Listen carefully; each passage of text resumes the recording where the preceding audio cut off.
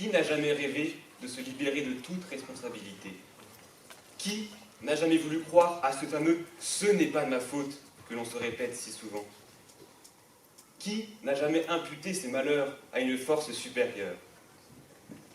Qui n'a jamais été chercher une réponse? Eh bien, sachez que je la tiens, cette réponse.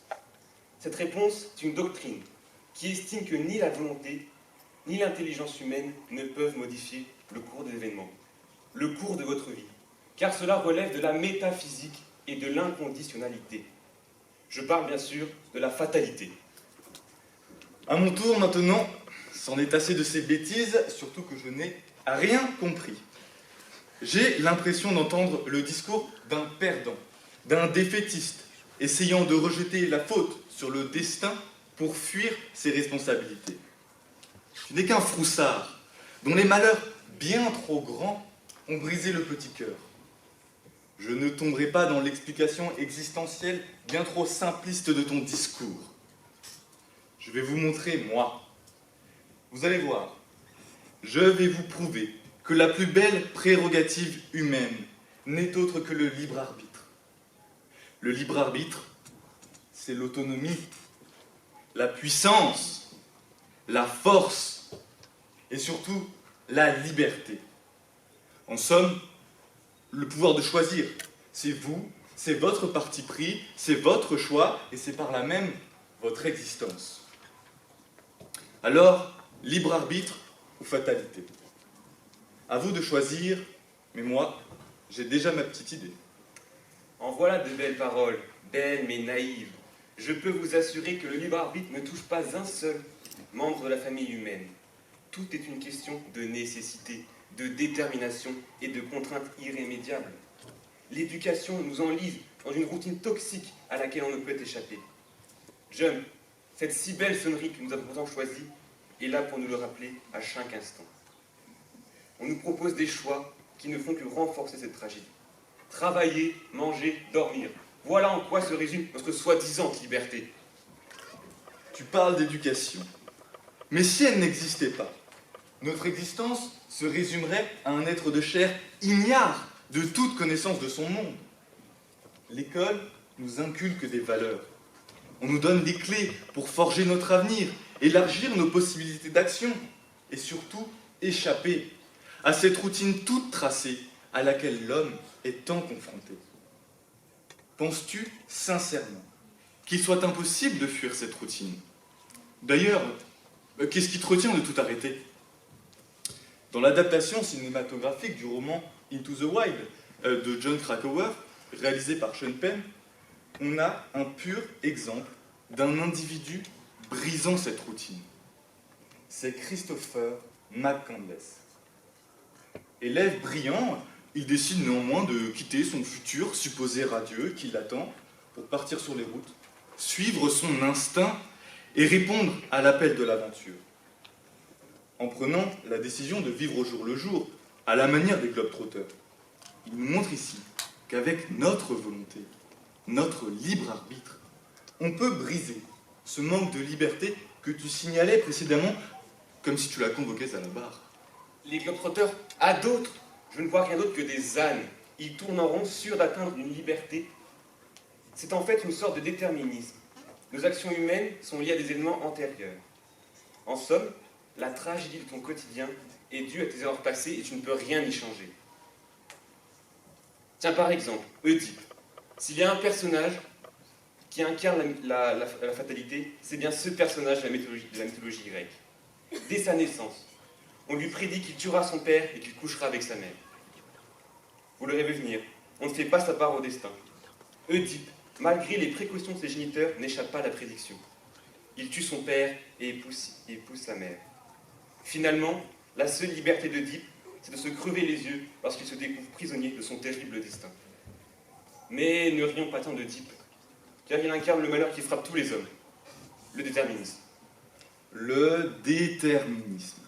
Il peut être altéré par bien d'autres facteurs, comme les valeurs inculquées, de la bravoure ou bien de l'altruisme, ou alors le facteur chance, qui a bien toute sa place dans ce libre arbitre.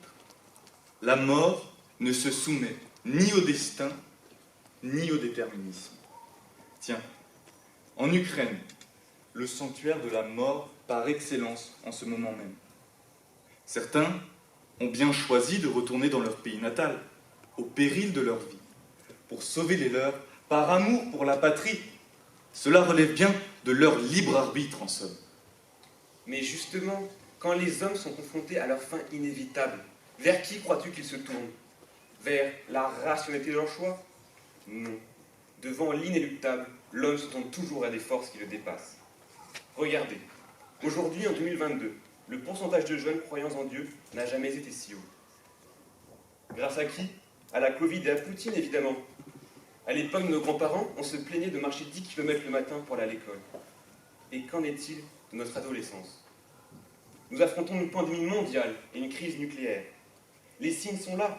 Saint Jean le dira lui-même dans son récit de l'Apocalypse. Tout est voué à disparaître. Un grand tremblement de terre et le soleil devint noir comme un sac de crin.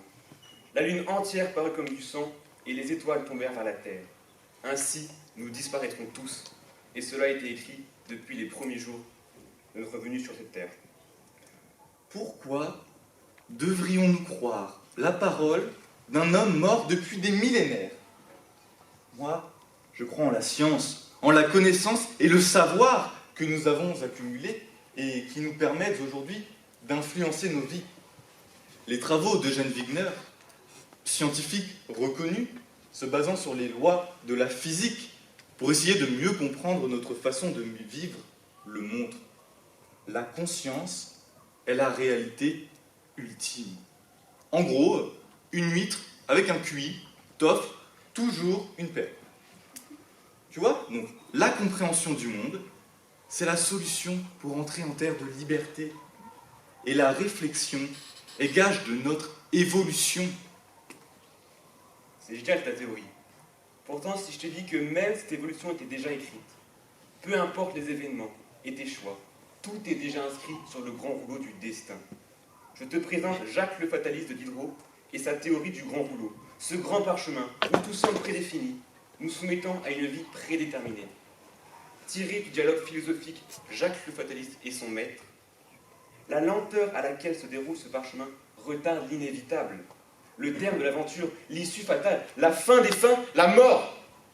Cependant, les interventions des fatalistes peuvent modifier le courant de la vie d'autres individus.